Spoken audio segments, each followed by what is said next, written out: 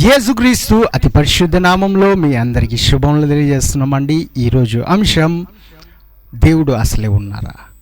చాలామందికి ఈ డౌట్ ఉన్నదేమో, కొందరికి ఈ డౌట్ లేకపోయినా ఎవరిదో డౌట్ని పట్టుకొని వారు డౌట్ పడుతున్నారేమో. డౌట్ ఎవరిదైనా ఫాల్ట్ మాత్రం మనదే అవుతుందండి. ఒకవేళ మనము నమ్మకపోతే, మనము ఆ డౌట్ని పట్టుకుని మనము అలాగే ఉండిపోతే ఇబ్బంది మనకి అవుతుందండి. కాబట్టి ఒకే మాటలో చెప్పాలంటే దేవుడు ఉన్నారంటే దేవుడు ఉన్నారు. కానీ ఇంకా విషయాలు తెలుసుకోవాలంటే ఈరోజు ఈ వాక్యం అంతా మనం విందామండి. ఈ వాక్యంలో మనకు తెలుస్తుంది ఏంటంటే దేవుడు ఉన్నారా లేరా. చాలామంది కొన్ని పరిస్థితులు వచ్చినప్పుడు ఈ పరిస్థితుల్లో డౌట్ పడతారు, దేవుడు నిజంగానే ఉన్నారా లేరా అని. ఒక షాప్లో ఒక భార్య భర్తలు ఒక ఫ్యామిలీ వెళ్తున్నారు. ఏంటంటే షాపింగ్ చేస్తామని వెళ్ళారు. ఆ షాపింగ్లో మనకు తెలుసు, భార్యలు ఈ రోజుల్లో చీరలు కొనాలైనా బట్టలు కొనాలైనా వారికి నచ్చింది ఒకటైనా అది పక్కన పెట్టేస్తారు, కానీ ఇంకా మిగతా అన్నీ వెతుకుతూ ఉంటారు. కొన్ని తీస్తారు, వారికి నచ్చకపోయినా ఇదేంటి కాకి రెట్టేసినట్టు, ఈ కలర్ ఏంటి, ఈ చీర ఏంటి అని చాలా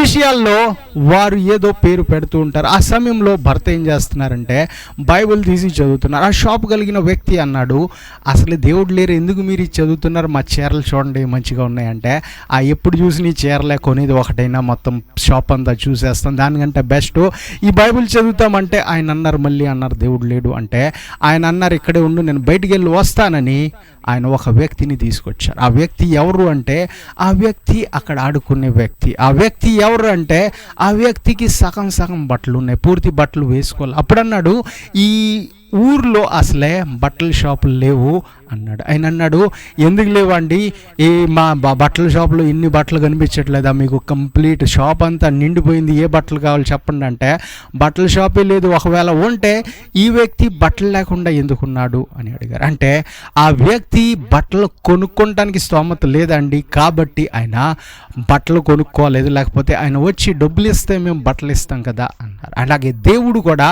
మా దగ్గరికి వస్తే డబ్బులు ఇవ్వకపోయినా ప్రార్థన చేస్తే ఇష్టాన్ని అడిగిడి ఇవ్వబడును అని చెప్పారు కదా అని ఆయనకి బైబిల్ తెరిచి 7వ అధ్యాయం మత్తయి సువార్త 7వ అధ్యాయం 7వ వచనం చూపిస్తే ఆయన అన్నారు, నిజంగా అలాగే జరుగుతుంది. చాలామంది దేవుడి దగ్గరికి రాలేకపోతున్నారు, దేవుడిని అడగలేకపోతున్నారు. అడిగి అడిగి అలసిపోయి ఇంకా దేవుడు ఏ విధంగా అడగమన్నారో అది అడక్క దేవుడే లేడు అని చెప్తున్నారు. అంటే ఆ వ్యక్తి షాపే లేదు, బట్టల షాపులే లేవు, బట్టలు లేవు అంటే నమ్మలేకపోయాడు. ఎందుకంటే ఆయనదే షాప్ ఉంది కాబట్టి ఆయనకి తెలుసు. అలాగే మన దేవుడు మనల్ని సృష్టించారు కాబట్టి, మనల్ని ఆయన తయారు చేశారు కాబట్టి, మనకు ఆయన ఊపిరిని పోశారు కాబట్టి మనకేంటండి తెలుసు, దేవుడు తెలుసు. అలాగే చాలామందికి తెలుసు దేవుడు, కానీ వారు కంప్లీట్గా నమ్మలేకపోతున్నారు. వారు ఇంకా ఆధారాలు కావాలంటున్నారు. చాలామంది ఇంకా దేవుడు మాకు కనిపిస్తేనే నమ్ముతామన్న వారు కూడా చాలామంది ఉన్నారు. ఒకసారి యోబు గ్రంథంలో మనము 26వ అధ్యాయము 7వ వచనం చూద్దామండి. కొన్ని విషయాలు మనకి ఇక్కడ తెలుస్తాయి.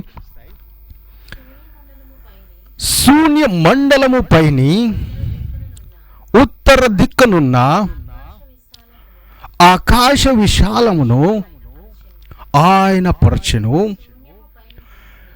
శూన్యము పైన భూమిని వేలాడు చేశాను. ఎక్కడండి? శూన్యము పైన ఈ భూమిని ఆయన వేలాడు చేశారంటే చాలామంది సైంటిస్టులు చాలా కష్టపడ్డారు. దేనికంటే భూమిని సృష్టిస్తాను కాదండి, కొత్త భూమిని చేస్తాను కాదు, కానీ ఆ భూమి దేని మీద ఉంది, అది ఎలాగుంది, ఏ సపోర్ట్తో ఉన్నదని చూద్దామని. ఎందుకంటే ఈ భూమి మీద మనమే సపోర్ట్ కలిగి నిలుస్తున్నాం. ఒకవేళ మన కాల్ నుంచి పాదాల కింద నుంచి ఒకవేళ భూమి జరిగిపోయింది అనుకోండి, మనము ఉండలేము, మనము కింద పడిపోతాం. కాబట్టి ఈ భూమిని ఎవరు కాపాడుతున్నారు, ఈ భూమి దేని మీద సపోర్ట్గా ఉందని చాలామంది ట్రై చేశారంట, చాలా ఎక్స్పెరిమెంట్లు చేశారంట. కానీ బైబిల్ వారు ఒకవేళ మంచిగా చదివి ఉంటే వారికి ముందే ఇక్కడ యోబు గ్రంథంలో 26వ అధ్యాయం 7వ వచనంలో తెలిసిపోయేది ఏంటంటే శూన్యం మీద ఉంది. వారు చాలా ప్రయత్నాలు చేసి చాలా సైంటిస్టులు వెలిగినప్పుడు ఏం తెలిసిందంటే అది గాల్లోనే ఉండిపోయింది, శూన్యం మీద ఉంది. అంటే గాల్లోనే వేలాడదీశారు. ఆ దేవుడు ముందుగానే తెలియజేశారు. అంటే దేవుడు ఉన్నారని ముందు విశ్వసిస్తే ఇవన్నీ ఏంటండి ఈజీగా అర్థమవుద్ది. ఎలాగుంది, ఎందుకు ఉంది, ఎందుకు గాల్లోనే ఉండగలిగిందంటే అది దేవుడు పెట్టారు కాబట్టి, దేవుడు ఉన్నారు కాబట్టి. దేవుడు ఈ లోకంలో మేము చాలా జ్ఞానులు, మాకు అన్నీ తెలుసు అన్నవారికి ఆ జ్ఞానం ఏ విధమైన జ్ఞానము అది ఏంటండి ఆ నెట్వర్క్ లాగుతుందో, లేకపోతే అది గాలి మీద ఉండలేకపోతుందో, న్యూటన్స్ లా ఏ లా అది చూడండి, ఎవరికి తెలియని విధంగా దేవుడు వాటిని చెప్పారు, ఆయన మాట చెప్పారు, బైబిల్ గ్రంథంలో రాయించారు అంటే అది అలాగే వేలాడుతుంది. అలాగే మనం భూమిని చూస్తే ఆ భూమి షేపు, ఆకారం మనం చూస్తే చాలా గుండ్రంగా మనకు కనిపిస్తుంది. ఈ భూమి మీద మనం ఒకవేళ ఎవరన్నా లడ్డూలు చేశారనుకోండి, మన తల్లిగారులు లడ్డూలు చేస్తే వారు ఎన్నిసార్లు చుడతారండి, చుట్టి అయినా అది కంప్లీట్ రౌండ్గా రాదు, అది కంప్లీట్ బాల్ కావదు. ఏదో ఫ్యాక్టరీలో ఏదో చేసేవారికి కొంచెం కనిపిస్తాయేమో, కానీ మన దేవుడు పర్ఫెక్ట్గా వాటి సైజుని చేశాడండి. అంతేకాకుండా ఒకవేళ భూమి కొంచెం సూర్యుడికి దగ్గరికి వెళ్ళిపోతే ఏమవుద్దంటే ఆ భూమి కాలిపోతుందంట. కొంచెం వెనక్కి వచ్చిన ఆ భూమి సూర్యుడి నుంచి కొంచెం వెనక్కి వెళ్ళిపోయినా ఐస్ లేకపోతే ఏంటంటే బర్ఫ్ ఏ విధంగా అయితే మనం ఐస్ క్రీమ్ తింటామో ఎలా గడ్డగట్టేస్తుందో అలాగే భూమి కూడా గడ్డగట్టేస్తుంది. కానీ దేవుడు కరెక్ట్ పొజిషన్లో పెట్టాడు, కరెక్ట్ ఆకారాన్ని ఇచ్చారు, కరెక్ట్గా మనకు ఉపయోగకరంగా ఉండేటట్టు ఆయన నిలిపి చేశారండి. కానీ ఈ లోకంలో ఎన్నో శాస్త్రవేదులు ఎంతో ఇంకా పరిశీలిస్తున్నారు ఏంటంటే భూమి లాంటి ఇంకో భూమి ఉంటే బాగుంటుంది. ఈ భూమి మీద ఉన్నవారు ఎంత ధనవంతులో వారికంటే ఇంకా ధనంతో కూడబడిన ఆ భూమిని చూడాలని, ఆ భూమి మీదకి వెళ్ళాలని చాలామంది ప్రయత్నిస్తున్నారండి. ఆ భూమిని వారు తయారు చేయలేరు, వారికి తెలుసు. ఎందుకంటే ఆ గోల్డ్ ఒక కేజీ బంగారం కొనాలంటే ఎన్నో వేలు వెళ్ళిపోతుంది, లక్షలు వెళ్ళిపోతుంది. ఒక తులమే ఏంటండి సగము లక్షకు వచ్చేస్తుంది, సగం లక్ష దాటిపోతుంది. అంటే అంత భూమి దేవుడు ఏదైతే పరలోకాన్ని సృష్టించారో ఆ బంగారపు నేలను, ఆ వీధుల్ని ఏ విధంగా అయితే తయారు చేస్తారో అటువంటి భూమి ఎక్కడో ఉంది, అది మేము వెతికితే దొరికేస్తుందని అనుకుంటున్నారు. కానీ దేవుడు ఏం చెప్తున్నారండి, దేవుడిని వెతకమంటున్నారు. దేవుడు ఆ పరలోకాన్ని వెతికేవారుగా కాదు, కానీ దేవుడిని వెతకండి అని దేవుడు చెప్తున్నారండి. దేవుని నీతిని, రాజ్యాన్ని వెతకమంటున్నారు. కానీ వీరేం వెతుకుతున్నారంటే ఆ బంగారం వీధి కలిగిన పట్టణం ఎక్కడుంది, ఆ ప్రపంచం ఎక్కడుంది, ఆ దేశం ఎక్కడుంది, ఆ ప్రపంచంలో మేమే రాజులు అవుతామని, మా జెండా ఎగరేస్తామని చాలామంది వెళ్తున్నారంట, చాలామంది ప్రయాసపడుతున్నారంట. కానీ దేవుని వాక్యము ఏ విధంగా సెలవిస్తుందంటే దేవుని ఆ రాజ్యము ఏ విధంగా అయితే ఏదైనా తోటని ఆయన దూరంగా ఎవరు ముట్టుకోలేకుండా చేశారో అదేవిధంగా ఈ పరలోకాన్ని ఇంకా ఆయన జాగ్రత్తగా పెట్టారండి. ఆ పరలోక రాజ్యంలో వెళ్ళాలంటే ముందు నిజమైన దేవుడిని తెలుసుకోవాలని నేస్తామా, నిజమైన దేవుడు ఎవరో మనం గుర్తెరగాలి. ఏదో ఈ లోకంలో ఒక దేశంలో ఉన్నాం కాబట్టి ఈ దేశం ఏది ఫాలో అవుతుంది మేము ఫాలో అవుతున్నాం, లేకపోతే మా క్లాస్మేట్ ఏది ఫాలో అవుతున్నారు మేము ఫాలో అవుతున్నాం అంటే ఆ ఫాలోయింగ్ మిమ్మల్ని నిత్య రాజ్యంలోకి చేర్చదు. కానీ దేవుడిని ఫాలో అవుతే మనం నిత్య రాజ్యంలో చేరుకుంటామండి. అదేవిధంగా ఆది కాండంలో 1వ అధ్యాయం 1వ వచనం మనం చదువుకుందామండి. ఆది యందు దేవుడు భూమి ఆకాశములను సృజించును. భూమి ఆకాశంలో దేవుడు ఆదిలోనే సృజించారు. అంటే సృజించిన వారు ఉన్నారు అని దేవుడు చెప్తున్నారు. అంటే దేవుడే సృజించారు, దేవుని చేతిలో అన్నీ చేయబడిని, దేవుని చేతుల ద్వారానే చేయబడిని అని దేవుడు చెప్తున్నారు. అంటే చేయబడిన వాటిని మనం చూస్తున్నాం, కానీ చేసిన వారిని మనము ప్రతిసారి చూడలేమండి. మర్సిడీస్ కార్లు అయితే బెంజ్ కార్లు కనిపిస్తాయి, మనము ఆ బెంజ్ కార్ని చూసి ఎవరు తయారు చేశారు, దీని బాస్ ఎవరు, ఆ బాస్ లేకపోతే నీ కారు నడపను అని చూడండి ఎవరు అన్నారు. ఎందుకంటే కారు ఉంది, ఆయన తయారు చేసిన వాడు ఎక్కడున్నా మనకు ప్రాబ్లం లేదు, కారు మాత్రం నాకు ఇచ్చేసాడు కదా, నాకు రావాల్సిన కారు నాకు ఉంది కదా. ఈ లంబోగిని కారు ఏ దేశంలో ఉన్నాడా ఓనర్ నాకు తెలియదు, కానీ మా దేశంలో వచ్చేసింది కదా, ల్యాండ్ అయింది కదా, మేము ఆ కార్ని నడుపుతాం కదా అని ఏం చేస్తామండి, ఆ కార్ని వాడుకుంటాం. కానీ ఆ కారు ఓనర్ ఉన్నాడు, ఆ కారు తయారు చేసిన వాడు లేడు, నేనే డబ్బు ఇచ్చేసి దానికి అదే సృష్టించబడ్డాదని చెప్పలేరు ఎవరు. ఏంటండి, వాటిని తయారు చేసిన వ్యక్తి ఉన్నాడని నమ్ముతారు. అదేవిధంగా దేవుడు కూడా భూమి ఆకాశాలని సృజించాను, ఆయన సృష్టించారు అని దేవుడు క్లియర్గా చెప్తూ ఉన్నారంటే in the beginning God has created heavens and earth. He has clearly explain. ఆయన చెప్పిన వాటిని మనము నమ్మినట్లయితే ఏంటండి, అది మనకే మేలు. మనము అది నమ్మకపోతే అది జరగకుండా ఉండిపోద్దంటే జరిగి ఉన్నది, అది ఆల్రెడీ జరిగిపోయింది. అది నమ్మినా నమ్మకపోయినా అది ఏంటంటే ఉన్నవి ఉంటాయి. కానీ నమ్మితే మనకు మేలు జరిగితే, నమ్మకపోతే ఏంటంటే ముందు రాబోతున్న ఆ సృష్టిలో మనం వెళ్ళలేము, ఆ కొత్త భూమి ఆకాశంలో మనము వెళ్ళలేము. ఒక వ్యక్తి దేవుడు లేడు అన్న వ్యక్తి పరిస్థితి ఎలాగుంటుందంటే, గమ్యం లేని ప్రయాణికుడు. ఎక్కడికి వెళ్తున్నావు అంటే మాలూమ్ని అంటారు, ఎక్కడికి వెళ్తున్నావు అంటే పతాని అంటారు కొందరు. అంటే వారు వెళ్ళే మార్గం ఏంటో వారికి తెలియదు. ఎందుకంటే వారు దేవుడే లేడని చెప్తున్నారు. అటువంటి సమయంలో వారి పర్మనెంట్ ఏంటండి, పర్మనెంట్ గమ్యం ఎక్కడుంది, వారి పర్మనెంట్ డెస్టినేషన్ ఎక్కడుందో తెలియదు. కానీ మనము ఎవరైతే దేవుడు ఉన్నారని నమ్ముతున్నామో మనము ఒక గమ్యాన్ని కలిగి ఉన్నాము. అబ్రహాంని మనం చూస్తే ఎక్కడికి వెళ్తున్నాడో ఆయన ఆ స్థలం తెలీదు, కానీ ఆ స్థలం ఉంది అని ఆయనకి తెలుసు. దేవుడు తీసుకెళ్తారు అని ఆయనకి తెలుసు. ఎవరు అడుగుతున్నారు ఏ ప్రాంతానికి వెళ్తున్నా, ఎక్కడికి వెళ్తున్నా అంటే ఆయన వెళ్ళిపోతున్నారు, కానీ గమ్యం ఉంది. మా దేవుడు నాకు తోడుగా ఉన్నాడు కాబట్టి ఆ గమ్యం నేను ముందే చూశాను, కానీ ఆ గమ్యం ఎక్కడుందో నాకు తెలియదు అని చెప్పిన అబ్రాహాము ఏ విధంగా అయితే ఆ కనాను దేశానికి వెళ్ళాడు, ఆ వాగ్దాన భూమిలో చేరుకున్నాడో, అదే విధంగా మనం కూడా మన గమ్యము ఏ పక్క నుంచి వస్తుందో, ఎక్కడుందో, ఎప్పుడు వస్తుందో కరెక్ట్గా మనకు తెలియదు, కానీ ఆ గమ్యం మాత్రం ఉంది అని మనకు చూడండి కంప్లీట్ కాన్ఫిడెన్స్ మనకు దేవుడి మీద ఉంది. కాబట్టి ఆ దేవుడు రానే ఉన్నాడు. మన దేవుడు వచ్చినప్పుడు మనల్ని ఏం చేస్తారండి, అక్కడికి తీసుకెళ్తారు. కానీ కొందరు ప్రాబ్లం ఏంటంటే దేవుడే లేడంటారు. కొందరు ప్రాబ్లం ఏంటంటే యేసు ప్రభువే దేవుడు కాదంటారు. కొందరు ప్రాబ్లం ఏంటంటే దేవుడు వస్తే కనిపించడు ఎందుకంటారు. అంటే ఆ దేవుడు ప్రతిసారి కనిపిస్తూ చెప్తూ ఉంటే నమ్మితే ఇంకా ఏంటండి, మనం ఇంకా ఆ దేవుణ్ణి మనం నమ్మినట్లయితే, అంటే చూసి నమ్మినట్లయితే ఆ విశ్వాసానికి పేరు విశ్వాసం అని పడదండి. మనము ఆ దేవుణ్ణి చూసి మనము ఉన్నారు అని చెప్తే ఏంటంటే మనకు రావాల్సిన దీవెన మనం ముందుకు పొందుకోవాలి. మనం చేయవలసిన పని మనం చేయలేము, ఎవరికో దేవుడు అప్పచెప్తారు. కాదు, మనం చేసి దేవుడిచ్చిన పనిని మనము కంప్లీట్ చేసి ఆ పనిని ఆయన చేతికి అప్పచెప్తే, ఏ విధంగా అయితే యేసు ప్రభు ఏంటండి ఆయన పరిపూర్ణంగా చేశారు, నేను నా ప్రాణాన్ని మీ చేతికి అప్పచెప్తున్నాను, నా ఆత్మను మీ చేతికి అప్పచెప్తున్నాను అని ఏ విధంగా అయితే అప్పచెప్పారో ఆ విధంగా మనం కూడా మన పనుల్ని పరిపూర్ణం చేసి ఆయన చేతికి అప్పచెప్తే మనము ఆయన పనివారుగా, ఆయన మనకిచ్చిన భారాన్ని మనము పరిపూర్ణం చేసేవారుగా ఉంటామండి. ఇంకో మాటను మనము కీర్తన గ్రంథంలో 14వ అధ్యాయం 1వ వచనం చదివినట్లయితే, దేవుడు లేడని బుద్ధిహీనులు తమ హృదయంలో అనుకొందురు, వారు చెడిపోయిన వారు హస్సయ కార్యములు చేదురు. ఈ లోకంలో అండి చాలామంది బుద్ధి చాలా ఎక్కువైపోద్ది, జ్ఞానం చాలా ఎక్కువైపోద్ది. ఆ సమయంలో ఏంటంటే ఇంకా మాకు తండ్రి లేడు, మాకు దేవుడే లేడు, మాకు ఎవరు ఇవ్వలా, అంత మాదే అన్నట్టు ఆ పొజిషన్లో వచ్చేస్తారు. ప్రతి వ్యక్తి ఒకవేళ తండ్రి లేడంటే ఆ వ్యక్తిని నమ్మరండి.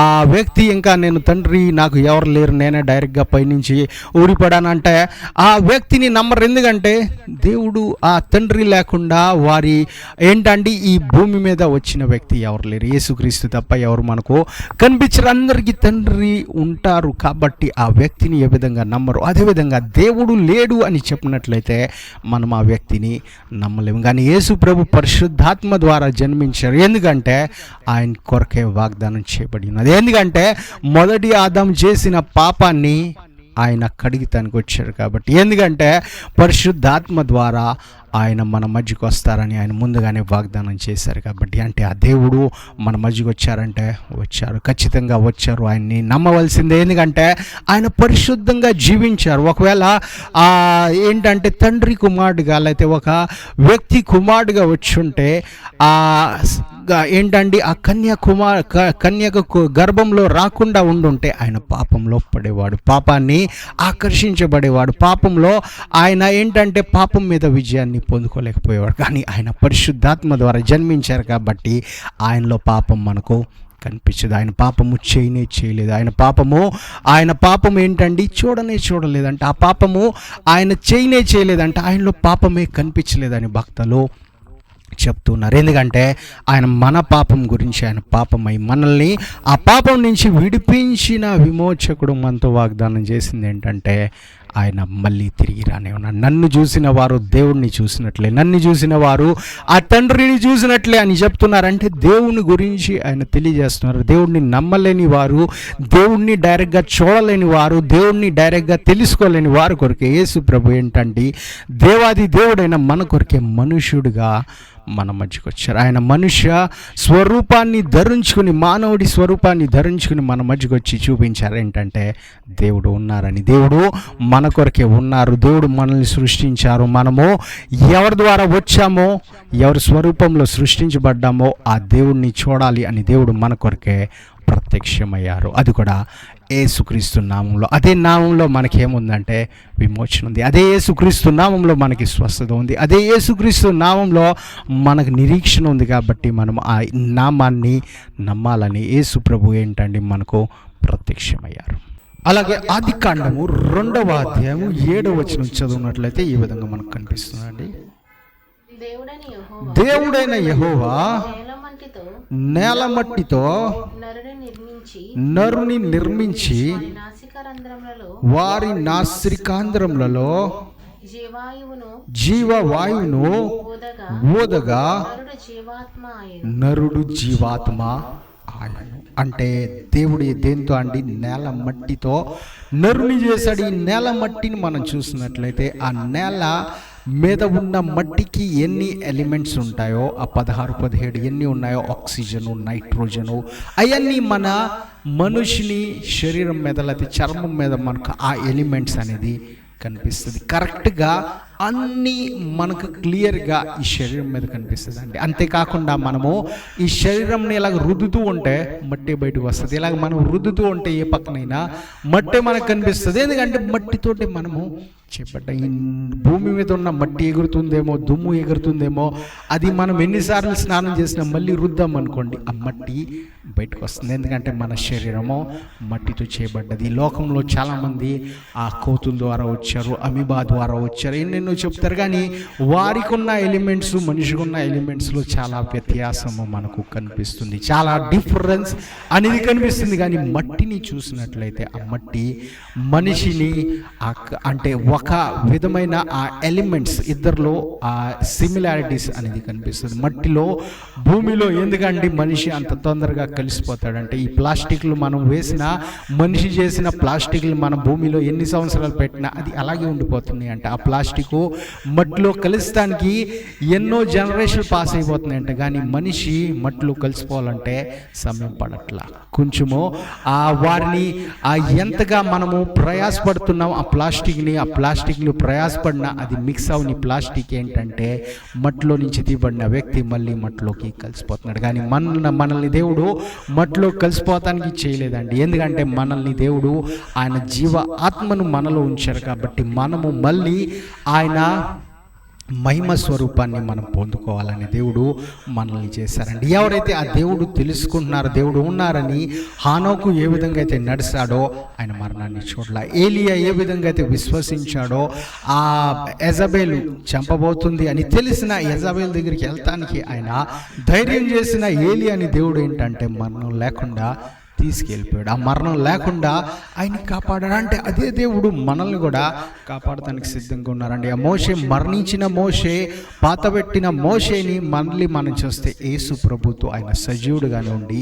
మాట్లాడుతున్నాడండి. అంటే దేవుడు ఏంటంటే మరణము ఉన్న, మరణం వచ్చినా ఆ మరణాన్ని ఓడించే శక్తి మన యేసు ప్రభుకు ఉందండి. ఆ మరణాన్ని గెలిచే శక్తి యేసు ప్రభు దగ్గర ఉన్నది. కాబట్టి ఆ దేవుడు ఉన్నాడు అని మనము నమ్మాలని వాక్యం సెలవిస్తుంది. ఆ దేవుడు ఎవరు అంటే యేసు ప్రభు అని మనం నమ్మాలని వాక్యము సెలవిస్తుంది. ఎప్పుడైతే మనం నమ్ముతామో ఈ కార్యాలు ఏంటంటే మన జీవితాల్లో జరుగుతూ ప్రారంభమవుతాయి. మనం విశ్వాసం ద్వారానే జయించుకోగలము. మన విశ్వాసం ద్వారానే దేవునికి ఇష్టలుగా మారగలం. కాబట్టి మన విశ్వాసంలో ప్రారంభం ఎక్కడంటే మనము మన దేవుని వైపు వెళ్ళటానికి స్టెప్ మనం ఏం తీసుకోవాలంటే విశ్వసించాలి, నమ్మాలి. నమ్మి మనము ప్రార్థన చేయాలి. కేవలము ప్రార్థన చేస్తూనే కాదు, కానీ మనము నమ్మాలి. ఏమని నమ్మాలండి? దేవుడు ఉన్నారని మనము నమ్మాలి. హెబ్రీయులకు రాసిన పత్రికలు చెప్తున్నారు. ఎందుకంటే మనము నమ్మాలి దేవుడు ఉన్నారు, ఇంకా ఆ దేవుడు ప్రతిఫలం ఇచ్చే దేవుడు అని కూడా మనము నమ్మాలి. చాలామంది ఈ లోకంలో దేవుడు ఉన్నాడని నమ్మకపోతే ఏమైంది? మనం చేసే పని మనం చేయాల్సిందే కదా, ఉద్యోగానికి వెళ్ళవలసిందే కదా, మనం చదవవలసిందే కదా, దేవుడు ఉన్నారు కానీ మనము వెళ్ళవలసిందే కదా అంటారు. ఎందుకండి అవన్నీ చేయాలా చేయకూడదంటే అవన్నీ మనం వెళ్ళాలి, అది చదువుకోవాలి, మనం మంచి ఉద్యోగం సంపాదించుకోవాలి. కానీ దేవుడు మనకు ఆ పరిస్థితిలో సాయం చేస్తారు. ఒకవేళ మనకు ఆ టీచర్ లేకుండా ఎగ్జామ్ రాయాలంటే కష్టమైన పని, మనం నేర్చుకోకుండా ఎగ్జామ్స్ రాయాలంటే కష్టమైన పని, మనకు తెలియకుండా పని చేయాలంటే కష్టమైన పని. కానీ ఎవరైనా నేర్పిస్తున్నారు, మనం చేయటానికి తోడుగా ఉన్నారంటే మనం చేయగలుగుతామండి. ఎప్పుడైతే మనం చేయగలుగుతామో వాటి నుంచి మనకేంటంటే ప్రతిఫలం మనకు దొరుకుతుంది. మనం చేయలేకుండా ఎవరు లేరు కదా, ఎందుకు అవసరం ఎందుకు అని ఏంటంటే ఈ లైఫ్ని వేస్ట్ చేసేవారుగా కాకుండా ఈ లైఫ్ని ఎంజాయ్ చేసేవారుగా, లేకపోతే ఆ లైఫ్ ద్వారా అనేకులకి ఆశీర్వాదకరంగా మారాలని దేవుడు ఏంటంటే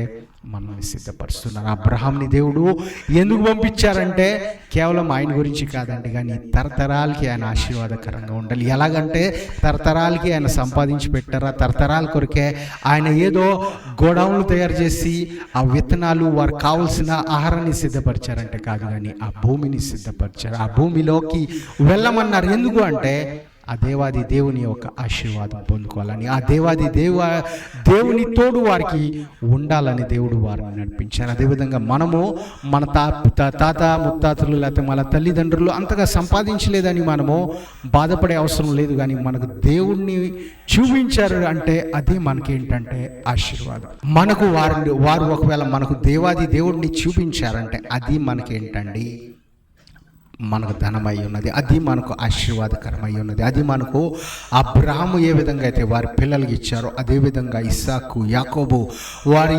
యోసేపు, వారి తరతరాలు వెళ్ళి అంటే ఆ ఆశీర్వాదం వారి వరకు రీచ్ అయిందంటే కారణం ఒకటే కనిపిస్తుంది. ఏంటంటే దేవాది దేవుడిని అబ్రహాము చూపించారు. అబ్రహాము ఆ దేవాది దేవుని గురించి వారికి తెలియజేశారు. కాబట్టి మనం మన తల్లిదండ్రుల దగ్గర నుంచి పొందుకోవాల్సింది ఏంటంటే ఆ దేవాది దేవుడు మనకిచ్చే ఆ ఆశీర్వాదం. ఒక ప్రాంతంలో ఒక గార్డెన్లో ఒక తల్లి తన కుమారుడిని ఆడిస్తుందంట. ఆ సమయంలో ఒక వేరే కుమారుడు వచ్చి ఆ కుమారుడితో ఆడుకుంటున్నాడు. చాలా 2 సంవత్సరాలు కలిగిన కుమారుడితో ఒక 7 సంవత్సరాలు కలిగిన ఒక కుమారుడు వచ్చి ఆడుకుంటున్నాడు. ఆ తల్లి చాలా బాధలో ఉంది. ఎందుకంటే ఆ తల్లి ఒక కుమారుడు గుడ్డివాడంట, చూడలేకపోతాడు. ఆ కుమారుడిని ఆమె తీసుకొచ్చి ఆడించాలని అనుకుంటే ఈ కుమారుడు అంటున్నాడు, జీసస్ లవ్స్ యూ ఆంటీ అన్నాడు. ఆమె కోపం వచ్చింది. ఏంటి, యేసుప్రభు నన్ను ప్రేమిస్తున్నాడు అంటే నేను నమ్మను, యేసుప్రభు లేడు అని చెప్తుంది. ఎందుకు? దేవుడు మిమ్మల్ని ఇంకా ప్రేమిస్తున్నాడు, యేసుప్రభు మిమ్మల్ని ఇంకా ప్రేమిస్తున్నాడని ఆ కుమారుడు చెప్పాడు. ఆ కుమారుడు చెప్పగా ఇంకా కోపం వచ్చి నేను నమ్మను, యేసుప్రభు లేడు, ఒకవేళ ఉంటే నా కుమారుడు ఎందుకు గుడ్డివాడిగా పుడతాడని అన్నది. అంటే నాకు చాలామంది సేవకులు ముందు కూడా వచ్చారు, వారితో కూడా నేను గొడవపడ్డా, కానీ నువ్వు మళ్ళీ చెప్తున్నావు, నాకు ఇంకా కోపాన్ని తీసుకొస్తున్నావు అని చెప్పగా కుమారుడు మళ్ళీ అన్నాడు 3వసారి, దేవుడు మిమ్మల్ని చాలా ప్రేమిస్తున్నారు, యేసు ప్రభు మిమ్మల్ని చాలా ప్రేమిస్తున్నారని చెప్పి ఒక ఉత్తరాన్ని ఇచ్చి వెళ్ళిపోయాడు. ఆ ఉత్తరాన్ని ఆమె పట్టుకుంది, ఆ కుమారుడిని హద్దుకుంది, చిన్న కుమారుడిని ఇంకా ఇంటికి వెళ్ళిపోయింది. ఆ రాత్రి ఆమె పడుకోలేకపోతుంది. ఏంటి నిజంగా దేవుడు ఉన్నాడని. సరేలే అని ఆ ఉత్తరం ఏదైతే ఆ లెటర్ ఏదైతే ఆ కుమారుడు ఇచ్చాడో ఆ లెటర్ని చూసి ఆ లెటర్ని తీసి ఆమె చదవటం ప్రారంభించినప్పుడు వాటిలో ఒక ప్రార్థన రాసింది. ఏంటంటే, దేవా నా కుమారుడిని స్వస్థపరచు, దేవా నువ్వు నిజంగా ఉన్నావు, నేను నమ్ముతున్నాను అని ఆమె కేవలం చదువుతుంది. కానీ ఆ ప్రార్థన ద్వారా కార్యం జరిగింది. ఆమె ఆ చదివి ఆమె పడుకుని పోయింది. కానీ మళ్ళాటి రోజు తెల్లవారుగానే ఆమె చూసింది ఏంటంటే ఆమె కుమారుడు చూస్తూ ఉన్నాడు.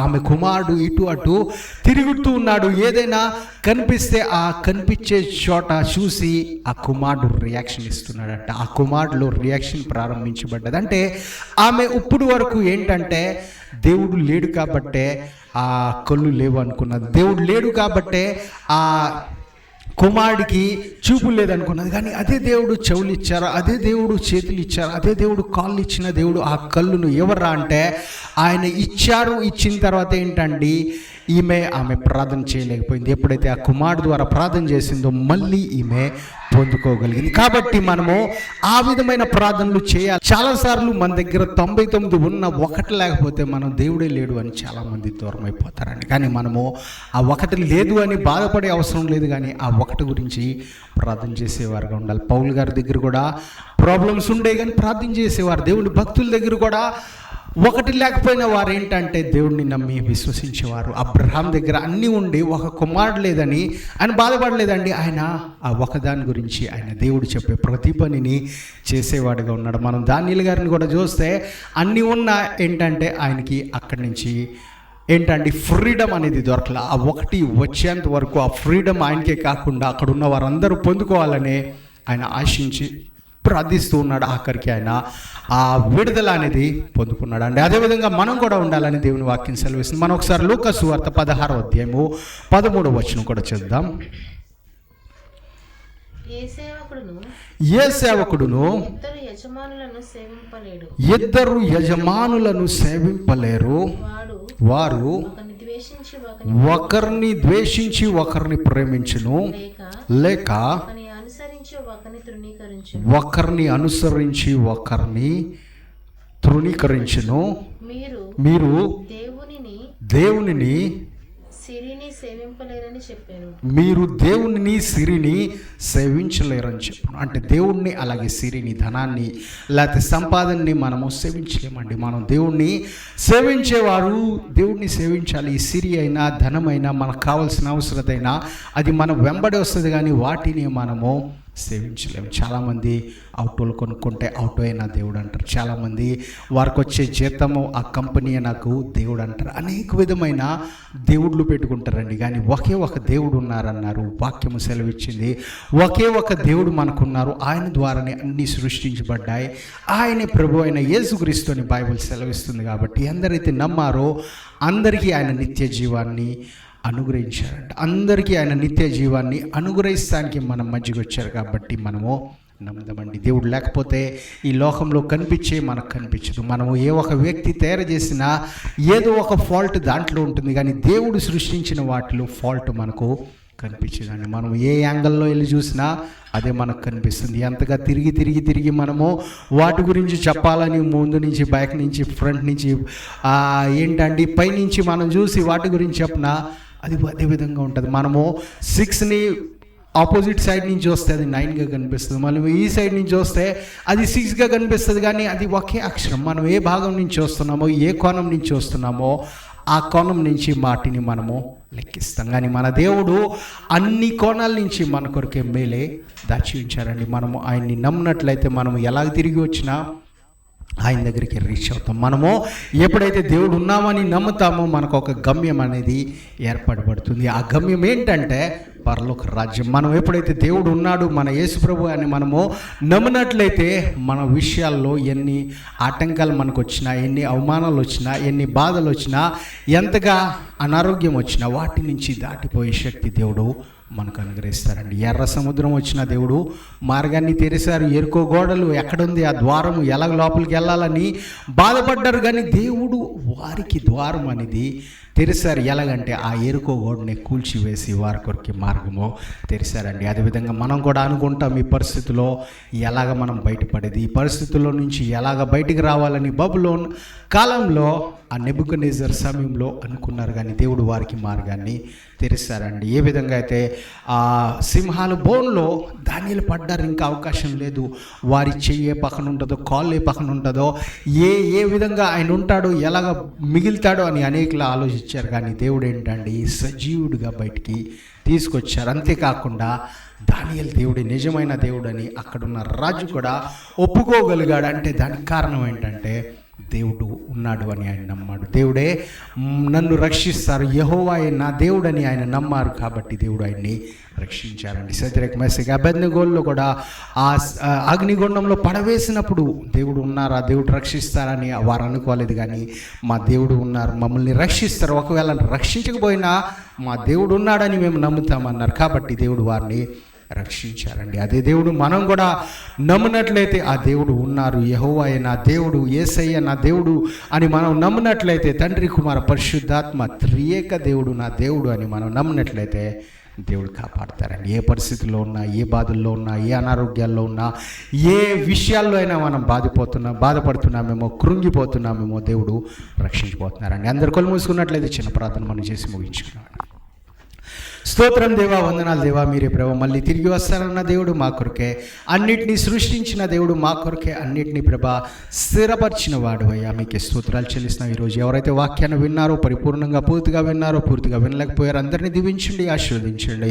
మీరు ఉన్నారు కాబట్టి వారి జీవితాల్లో స్వస్థత కలుగునుగాక అయ్యా, మీరు ఉన్నారు కాబట్టి వారి జీవితాల్లో మార్పులు కలుగునుగాక దేవా. మీరే వారి ఇంట్లో ఏదైతే అవసరత ఉంది ప్రతి అవసరతని తీర్చండి, మాకు కావాల్సినది అన్నీ మీరు అనుగ్రహించే దేవుడు. ఎవరైతే ఆ దానియేలు పరిస్థితిలో ఉన్నారు, ఎవరు సహకరించేవారు లేకపోయినా, వారు ఒంటరిగా ఉన్నా మీరే వారిని కాపాడతారు కాబట్టి మీరే అందరినీ కాపాడి మీరే కృప చూపించి దేవా మీ కార్యాలు వారి జీవితంలో జరుగుటకు సాయం దయచేయమని కోరుతూ ఈ ప్రార్థన యేసుక్రీస్తు అతి పరిశుద్ధ నామంలో అడిగి పెట్టుకుంటున్నాం పరమ తండ్రి, amen. Thank you. God bless you all.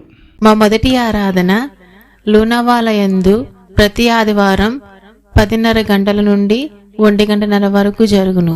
అలాగే రెండవ ఆరాధన నెరూలులో 5 గంటల నుండి 6:30 గంటల వరకు జరుగును. మా మూడవ ఆరాధన ఆన్లైన్ యందు 8 గంటల నుండి 10 వరకు జరుగును. మా వివరముల కొరకు మా యొక్క ఫోన్ నెంబర్ని కాంటాక్ట్ అవ్వాల్సిందిగా కోరుచున్నాం. మా ఫోన్ నెంబర్ 9819533763. దేవుడు మిమ్మల్ని దీవించునుగా.